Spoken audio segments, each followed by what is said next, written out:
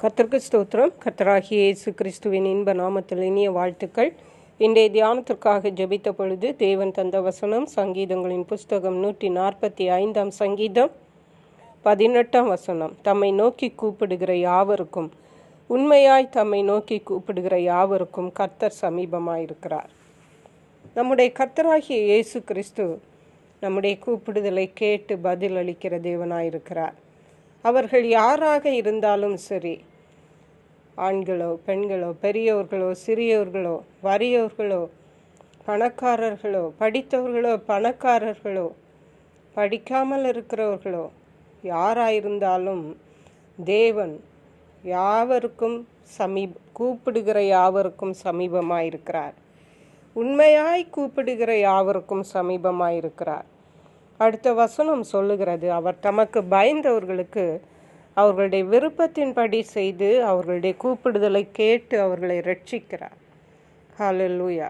நாம் நினைக்கலாம் தேவனை நோக்கி கூப்பிட்டு ஏதோ ஒன்றும் நடக்கவில்லை என்று. முக்கியமான சில காரியங்களை தேவன் தன்னுடைய நேரத்திற்கென்று வைத்து கொண்டிருக்கலாம், அல்லது அவருடைய சித்தத்தின்படி செய்வதற்காக அவர் தாமதித்து கொண்டிருக்கலாம்.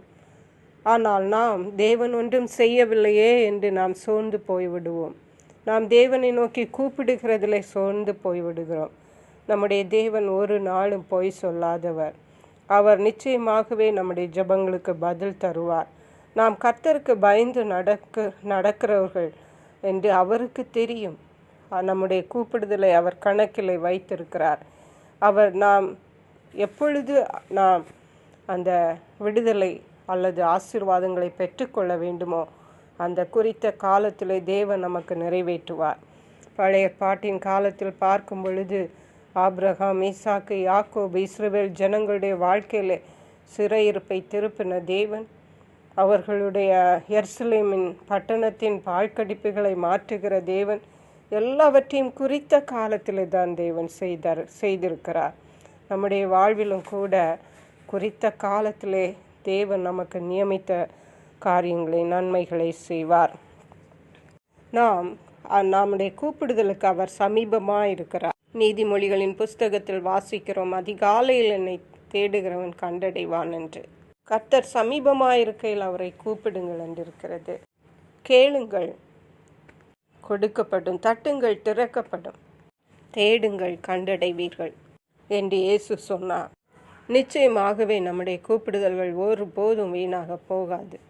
தேவன் நமக்கு சமீபமாக இருக்கிறார். ஆகவே நாம் தொடர்ந்து கூப்பிட்டு கொண்டிருப்போம். பர்திமேயு என்ற குருடன் இயேசு கிறிஸ்துவிடத்திலிருந்து விடுதலை கிடைக்கும் வரைக்கும் கூப்பிட்டு கொண்டிருந்தான். நாமும் கூட நாம் தேவனை கூப்பிடுகிறதே, தேவனிடத்தில் ஜெபிக்கிறதே நாம் நிறுத்தி விடாமல் தொடர்ந்து நாம் ஜெபிப்போம்.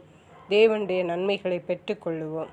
கர்த்தர் இந்த வார்த்தைகளை ஆசீர்வதிப்பாராக. ஜெபிப்போம். எங்களை கிருபையா நேசித்து பாதுகாத்து வழி நடத்துகிற எங்கள் அன்பின் தகப்பனே, ஆசீர்வதிக்கப்பட்ட இந்த நல்ல நாளுக்காக நன்றி. இந்த நாளிலும் உம்மை நோக்கி கூப்பிடுகிற யாவருக்கும், உண்மையாய் உம்மை நோக்கி கூப்பிடுகிற யாவருக்கும், கர்த்தருக்கு பயந்து உம்மை நோக்கி கூப்பிடுகிற யாவருக்கும் நீர் சமீபமாக இருக்கிறீர். நீர் பதில் தருகிறீர். நிச்சயமாகவே எங்கள் ஜெபங்கள் ஒவ்வொன்றும் தேவன் குறித்த நேரத்தில் பதில் தருவீர் என்பதை நினைத்து கர்த்தரை நன்றியோடு ஸ்தோத்தரிக்கிறோம். தள்ளாடுகிற முழங்கால்களை பலப்படுத்துங்க ஆண்டவரே.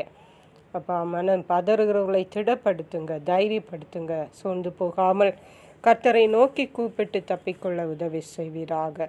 நன்றி பரிசுத்த ஆவியானவரே. துதி கனம் மகிமை உமக்கே செலுத்துகிறோம்.